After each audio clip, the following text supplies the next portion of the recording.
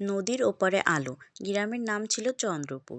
গ্রামটা ছোট হলেও মানুষের স্বপ্ন ছিল বড়। সেই গ্রামেই থাকতো একটা ছেলে, নাম তার রায়হান। রায়হান খুব মেধাবী ছিল, কিন্তু ভীষণ গরিব। বাবা ছিলেন একজন নৌকার মাঝি, মা মানুষের বাড়িতে কাজ করতেন। রায়হানের সবচেয়ে বড় স্বপ্ন ছিল একদিন সে অনেক বড় মানুষ হবে, পড়াশোনা করে নিজের পরিবার আর গ্রামটাকে বদলে দেবে। কিন্তু জীবন সবসময় স্বপ্নের মতো চলে না। কষ্টের শুরু। রায়হান যখন ক্লাস 8-এ পড়ে, তখন এক বর্ষার রাতে তার বাবা নৌকা নিয়ে নদীতে পড়ে পড়ে আর ফেরেনি। পুরো পরিবারটা হঠাৎ করেই ভেঙে পড়ে। সংসারের দায়ে এসে পড়ে রায়হানের কাঁধে। অনেকেই বলল, এত পড়াশোনা করে কি হবে, কাজ করো, সংসার চালাও। মা চুপচাপ চোখের জল মুছতেন, কিছু বলতেন না। রায়হান সিদ্ধান্ত নিল সে পড়াশোনা ছাড়বে না। দিনে স্কুলে, রাতে বাজারে চায়ের দোকানে কাজ করবে। অবহেলা আর অপমান। চার দোকানে কাজ করতে গিয়ে অনেকে অপমান সহ্য করতে হতো অনেকের। কেউ চিৎকার করতো, কেউ টাকা কম দিত, কেউ আবার বলতো এই ছেলের পড়াশোনা করে কি হবে, শেষমেশ তো চাই বিক্রি করবে।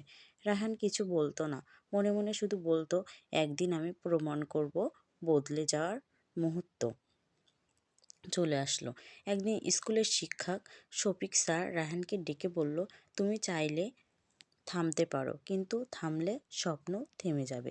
স্যার নিজের পুরনো বইগুলো রায়হানকে দিলেন, পরীক্ষায় ফি নিজে দিলেন। এই ছোট্ট সহানুভূতি রায়হানের মনে নতুন আলো জ্বালালো। সাফল্যর পথ। অনেক কষ্ট করে রায়হান এসএসসি ও এইচএসসি পাশ করলো ভালো ফল নিয়ে। পরে একটা সরকারি বিশ্ববিদ্যালয়ে সুযোগ পেল। গ্রাম ছাড়ার দিন মা বলেছিলেন, বাবা মানুষ হও, বড় নয়। বছর কয়েক পর রায়হান পড়াশোনা শেষ করে শিক্ষা কর্মকর্তা হিসেবে নিজের এলাকাতেই চাকরি পেল। ফিরে আসা চন্দ্রপুরে গ্রামে সে দেখল অনেক শিশু আজও স্কুলে যায় না, দারিদ্রতার কারণে স্বপ্ন হারায়।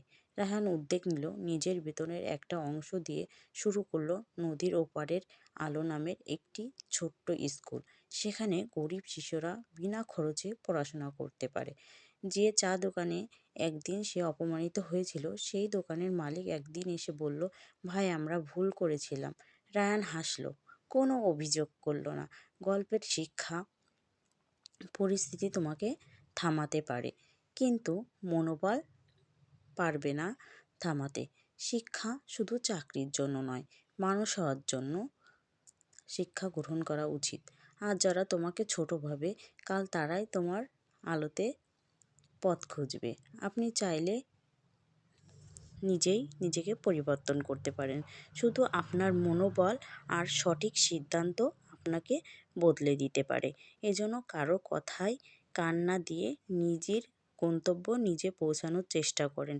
নিজের মনোবলকে শক্ত করুন এবং নিজে এগিয়ে চলুন। একদিন ঠিক আপনিও, আপনার জীবন বদলে যাবে, আপনি নিজেও বদলে যাবেন এবং সমাজকে আপনি উচিত জবাব এবং শিক্ষাটা দিতে পারবেন।